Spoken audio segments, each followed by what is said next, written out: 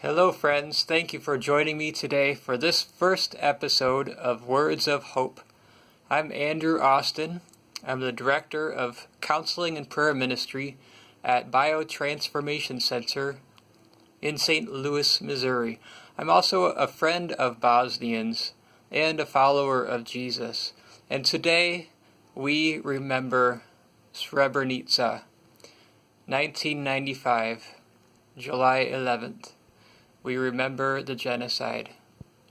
We remember 30,000 women and children who were forced out of their homes. And we remember the more than 8,000 men and boys who lost their lives, who were murdered in Srebrenica. What happened in Srebrenica was evil. The whole war was horrible.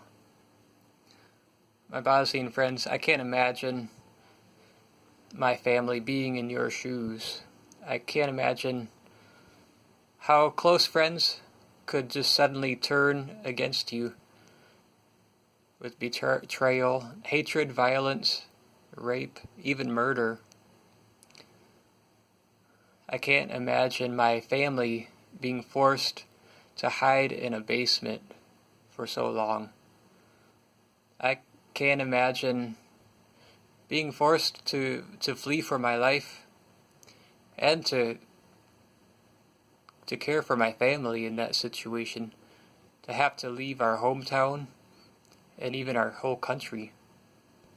I want to say how I honor and respect you and your families for how you have pushed through and not given up on life. So many of you have thrived and really made amazing stories of your lives, even in spite of the devastating war and genocide. Nonetheless, here we are again, July 11th. Every year on this day, it's hard as you remember the horrors of war. And hard questions come up every year at this time. And I want to talk about two of those questions.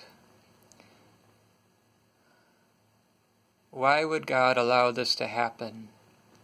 And where was God at that time?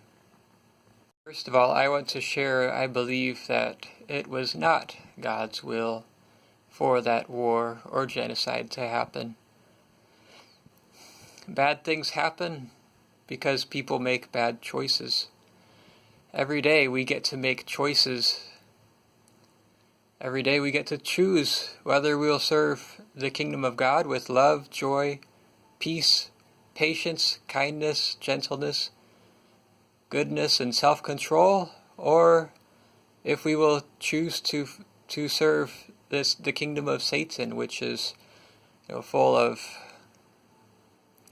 fear, anxiety, jealousy, rejection, hatred, lies, murder, and selfishness. Second thought about that question is the people who committed those crimes of betrayal, rape, and murder were not following God. The third thought is Jesus taught, love God and love your neighbor as you love yourself. And he went on to say, love your enemies, do good to those who hate you, bless those who curse you, pray for those who mistreat you, do to others as you would have them do to you. And this definitely does not sound like what happened in the genocide. It was not God's will. The second question, where was God during the war and genocide? I've heard many stories of Bosnians who were there during the war and who survived to tell their stories. And I'm amazed to hear so many close calls, where they could actually hear bullets flying past their heads, or where they a bomb missed them by seconds, or where they survived on so little food and little water for so long. I think this shows us how God was with them and God was helping them. Even though it wasn't God's will, God was still caring for them. This reminds me of what the Lord told Moses when the people of Israel were in slavery in Egypt and they were being oppressed. The Lord spoke to Moses and he said, "I have seen their misery. I have heard their cries for help, and I am concerned about them.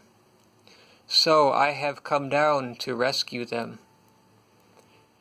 And he said to Moses, "Even now the cry of the people has reached me.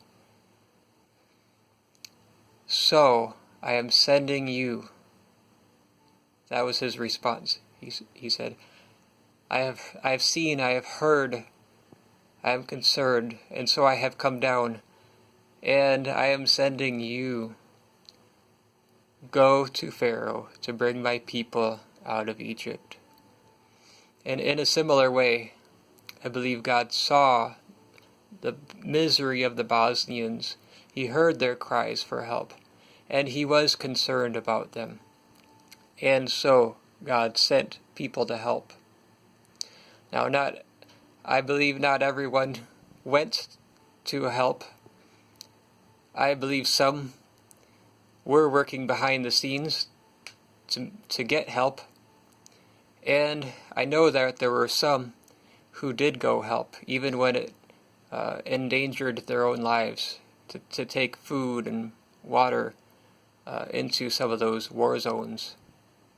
To say something to my Bosnian American friends now, most of you have adjusted to life here very well over the last 20 years.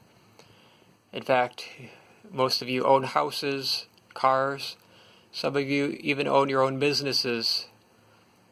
And from outward appearances, the world sees that you are successful and happy. Yet, on the inside, I know that many of you are still hurting. And I want to say it's okay to share that. It's okay to share what's on your heart with some trusted people. The world might think that you're happy, but God sees your heart, and He still cares. He still hears your cries, and He still offers hope. There is still hope for you for freedom and for healing from the pain of traumatic memories. In fact, that's why I moved here with my family 6 years ago. Because I care about you, and so many other people care about you too. Well, thank you for being with me for this part 1 of this video. If you go to part 2, you can hear a short story of my own traumatic event in Bosnia, as well as a way that broken hearts are healed. I will share that with you in part 2. Thank you.